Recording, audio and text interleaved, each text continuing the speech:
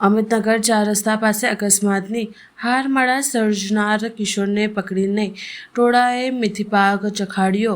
VIP road Amitnagar નજીક મોડી રાત્રે થયેલ અકસ્માતની પોલીસ સૂત્રો દ્વારા માહિતી મળી હતી.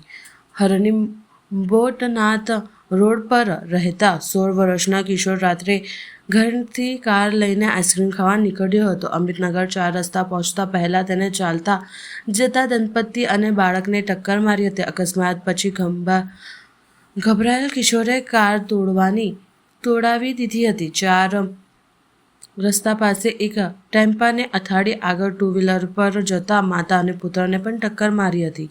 ત્યારબાદ કાર અથડાઈને આગળ ઊભી રાખેલી હતી. લોકોએ કાર ચાલક કિશોરને પકડી લીધો હતો. કેટલાક લોકોએ કાર ચાલકને માર માર્યો હતો. બનાવની જાણ થતાં પોલીસ દોડી આવી હતી અને કાર ચલાવતા કિશોરને પકડી લાવી હતી અને અકસ્માતમાં ઘાયલ 4 થી 5 લોકોને સારવાર માટે હોસ્પિટલ દાખલ કરવામાં આવ્યા હતા.